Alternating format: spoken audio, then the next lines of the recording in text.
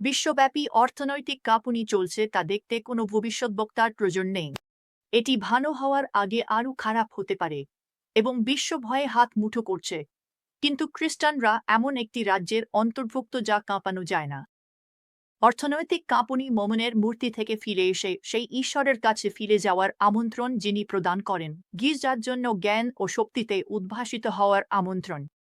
আমি Jennifer Leclaire, the Awakening Prayer House মুভমেন্টের প্রতিষ্ঠাতা। আজ অর্থনৈতিক কাঁপুনি ও জাগরণের আমন্ত্রণ নিয়ে আলোচনা করতে চাই। আপনাকে প্রহরী, ভবিষ্যৎবাণীমূলক মধ্যস্থতাকারী, পুনরুজ্জীবনমুখী প্রার্থনা যোদ্ধা করতে চাই। যোগ দিন অ্যাওয়েকেনিং প্রেয়ার হাউস কাম এ।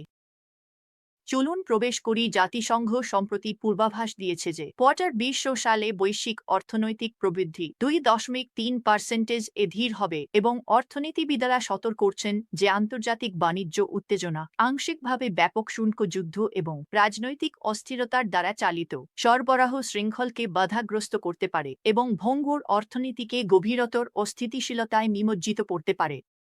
অনেক দেশে মুদ্রাস্ফীতি এখনও জেবি মজুরি তাল মিলিয়ে চলতে পারছে না। কেন্দ্রীয় ব্যাংকগুলি সংকীর্ণ পথে প্রভাব পরিচালনা করছে। সবকিছুর নিচে আধ্যাত্মিক পরিবেশ বদলাচ্ছে।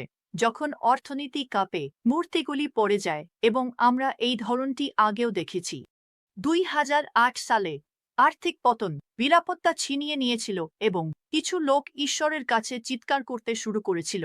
মহামন্দার সময় গির্জাগুলি হতাশ আত্মায় পূর্ণ ছিল যারা ঈশ্বরের আশ্রয় খুঁজছিল। অর্থনৈতিক অস্থিরতার সময় হৃদয়গুলি আরও কোমল হয়। মানুষ চিরন্তন প্রশ্ন করতে শুরু করে এবং যদি গির্জা সঠিকভাবে অবস্থান করে তাহলে এই কাঁপুনি পুনর্জাগরণের উর্বর ভূমি হয়ে ওঠে। আচ্ছা, আসুন দেখি যিশু এখানে মথি 6:24 কি বলেছেন। তিনি বলেছেন, আপনি ঈশ্বর এবং মমনের উভয়কেই সেবা করতে পারবেন না।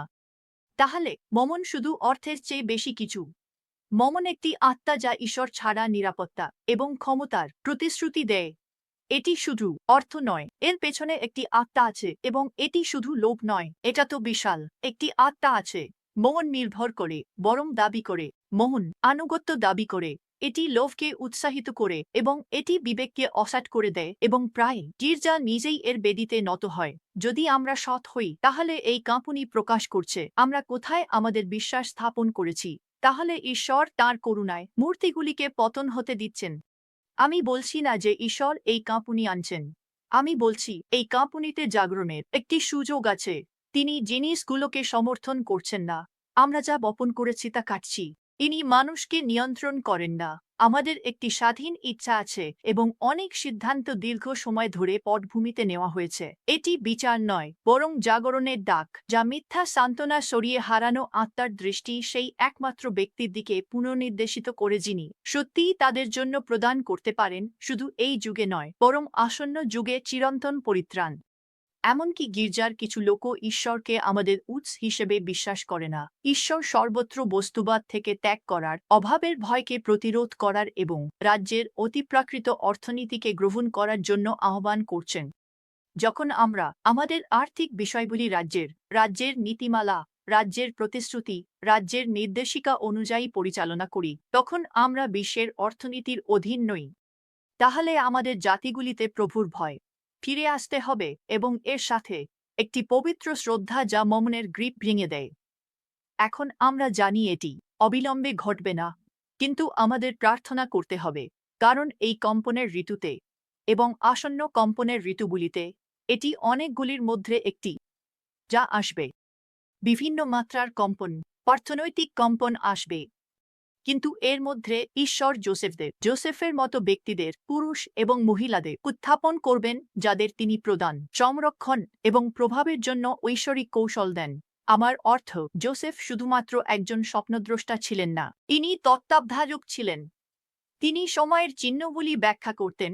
তিনি মিশরকে শুধু দুর্ভিক্ষ থেকে বাঁচার জন্য অবস্থান করেছিলেন। তাহলে আমাদের জোসেফদের প্রয়োজন। রাজ্যমনস্ক ব্যবসায়িক নেতারা, আর্থিক নবী, প্রেরিত কৌশলবিদ, পুরুষ এবং মহিলারা যারা আধ্যাত্মিকভাবে অর্থনৈতিক তথ্য ব্যাখ্যা করে এগিয়ে যেতে পারেন। এবং এরা সেই ব্যক্তিরা যাদের ঈশ্বর আহ্বান করছেন শস্য সংরক্ষণ করতে ফসলের জন্য তহবিল জোগাতে এবং সংকটের সময়ে শহরগুলিকে আশীর্বাদ করতে। এরা সেই ব্যক্তিরা যারা সমাধান দেবে যখন সিস্টেমগুলি ভেঙে পড়বে। আমরা অতীতে বিভিন্ন দেশের অর্থনীতির পতন দেখেছি। ফেরাউন জোসেফকে বলেছিলেন, যেহেতু ঈশ্বর তোমাকে এই সব জানিয়েছেন, তুমি আমার প্রাসাদের দায়িত্বে থাকবে। তাহলে প্রভাবের একটি স্থানান্তর আসছে তাদের কাছে যারা ঐশ্বরিক বোঝাপড়া রাখে, কিন্তু শুধুমাত্র যদি আমরা ভয়ে নয় বিশ্বাসে উঠে দাঁড়াই। একটি অতিপ্রাকৃত সম্পদের স্থানান্তর আসছে, কিন্তু পিতার কাজের প্রতি মনোযোগী হতে হবে, নিজেদের জন্য নয় বরং কৌশলবিদ হতে হবে। আমেন। আমাদের এই বিষয়ে এগিয়ে যেতে হবে। ভয় একটি শক্তিশালী প্রেরণা এবং শত্রু অর্থনৈতিক শিরোনাম ব্যবহার করছে উদ্বেগ সঞ্চয় ঠিক আছে জাতিগুলিতে এবং এমনকি গির্জার কিছু অংশে হতাশা উস্কে দিতে। কিন্তু আমাদেরকে বিশ্বের মতো প্রতিক্রিয়া জানাতে বলা হয়নি। আমাদেরকে বিশ্বাসে চলার জন্য বলা হয়েছে, দৃষ্টিতে নয়। আমেন। নীতিবচন 19-23 বলে, প্রভু ভয় জীবন দেয়। এই ধরনের ভয় আপনাকে পঙ্গু করে না, এটি আপনাকে শুদ্ধ করে। আপনার অগ্রাধিকারগুলোকে পুনরায় সাজায়, আপনার জীবনের উপর স্বর্গের দরজা খুলে দেয়। যখন প্রভুর ভয় ভূমিতে প্রবেশ করে অনুশোচনা প্রবাহিত হয়, তখন জাগরণ খুব দূরে থাকে না। তাই আমাদের প্রার্থনা করতে হবে যে এই কম্পন জাতিগুলোকে তাদের হাঁটুতে নিয়ে আসুক, ভয় নয়, শ্রদ্ধায়, যেন একটি পবিত্র মরিয়া অবস্থা আবার উঠে আসে, যেন আমরা আমাদের পর্যাপ্ত না থাকার ভয়কে সেই মহান ব্যক্তির বিস্ময়ের সাথে বিনিময় করি, যিনি পর্যাপ্তের চেয়েও বেশি।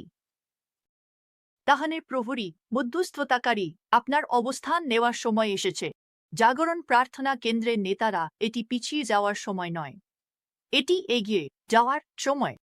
তাই যখন বৈশ্বিক অর্থনীতি কাঁপছে, আমাদের প্রার্থনা করতে হবে যে এই কম্পন আত্মহত্যার দিকে নয় বরং পরিত্রাণের দিকে নিয়ে যায়। গির্জার জন্য মধ্যস্থতা করতে হবে, তারা জোসেফের কৌশল নিয়ে উঠে আসে, বিশ্বাসীদের প্রস্তুত করে সংকটে সমাধানকারী হতে। আমরা ঘোষণা করতে চাই যে প্রভুর ভয় মানুষের হৃদয়কে আঁকড়ে ধরবে, অর্থনৈতিক পতনের ভয়কে প্রতিস্থাপন করবে। আমরা বোর্ডরুম, ট্রেডিং ফ্লোর এবং ব্যবসায়িক স্কুলে পুনর্জাগরণ ডাকার ইচ্ছা রাখি। আমরা জাতিগুলিতে জাগরণের আহ্বান জানাতে চাই। আমরা জাতিগুলির উপর মামের শক্তি ভাঙতে চাই এবং রাজ্যের অর্থনীতির উদ্ভবের জন্য প্রতিযোগিতা করতে চাই। শুনুন, প্রভু সিস্টেমগুলিকে কাঁপতে দিচ্ছেন, কিন্তু তিনি কাঁপছেন না। তাঁর রাজ্য অটল এবং তিনি অবাক হন না। তাহলে আসুন আমরা উঠে দাঁড়াই এবং এই অর্থনৈতিক কম্পনের মধ্যে আধ্যাত্মিক জাগরণের জন্য প্রতিযোগিতা করি, যা সম্পদের মতো দেখায় তা একটি অনুঘটক হতে পারে, ফসল পাকা এমনকি মন্দার মধ্যেও।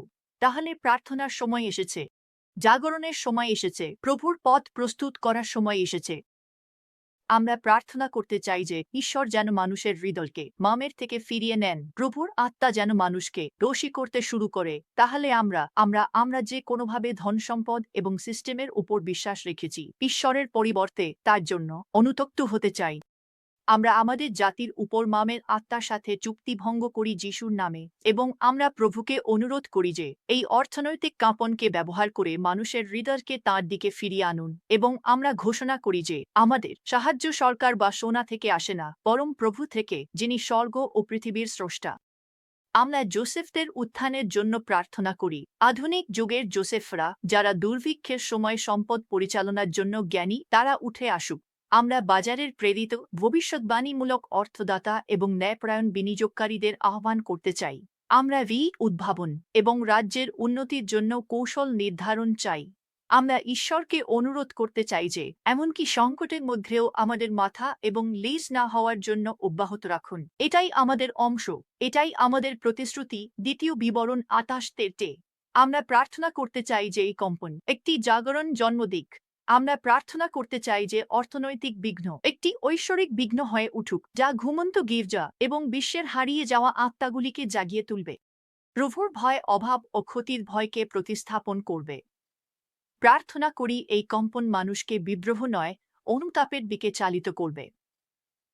দুর্বলদের জন্য প্রার্থনা করি যেন ঈশ্বর দরিদ্র ও মুদ্রাস্ফীতিতে প্রভাবিতদের রক্ষা করেন। ঈশ্বরের কাছে প্রার্থনা করি যেন তিনি উদার বিশ্বাসী উত্থাপন করেন, যারা তার অর্থনীতির অধীনে কাজ করে, বিশ্বের ব্যবস্থার অধীনে নয়। আমরা মিশনারিদের জন্য অতিপ্রাকৃত প্রয়োজনীয়তা মুক্তি দিতে চাই। আমরা ঈশ্বরের কাছে প্রার্থনা করতে চাই মিশনারিদের গির্জাগুলিকে পরিবারগুলিকে বেঁচে থাকার জন্য সংগ্রাম করছে তাদের জন্য অতিপ্রাকৃত প্রয়োজনীয়তা মুক্তি দিন এবং আমরা দারিদ্র্যের চক্র ভেঙে প্রয়োজনীয়তার চক্র নিয়ে আসতে চাই। প্রার্থনা করার জন্য আরও অনেক কিছু আছে। আমি আপনাকে Awakening Prayer Hubs global prayer room যেতে আমন্ত্রণ জানাতে চাই, অথবা শুধু Awakening Prayer Hubs যান। আপনি যে ভাষায় এই প্রার্থনা পয়েন্ট পড়তে পারেন যা আপনি কথা বলেন, উপরের বাম কোণে একটি বোতাম আছে যা আপনাকে আমাদের বিষয়বস্তু অনুবাদ করতে দেয় যাতে আপনি আপনার ভাষায় এই প্রার্থনা পয়েন্ট পড়তে পারেন। আমরা অর্থনৈতিক অস্থিরতায় পুনরুজ্জীবনের জন্য বিশ্বাস করছি এবং আমরা এর জন্য এবং আরও অনেক কিছুর জন্য সংগ্রাম করছি। আমি Awakening Prayer Hubs এ ভাববাদী মধ্যস্থতাকারী প্রহরী এবং পুনরুজ্জীবনবাদীদের গড়ে তুলছি। আমাদের সাথে যোগ দিন। আজই একটি হাব শুরু করুন। মাকে আপনাকে গড়ে তুলতে দিন। আজই Awakening Prayer Hubs যান। একটি বিম কাটান।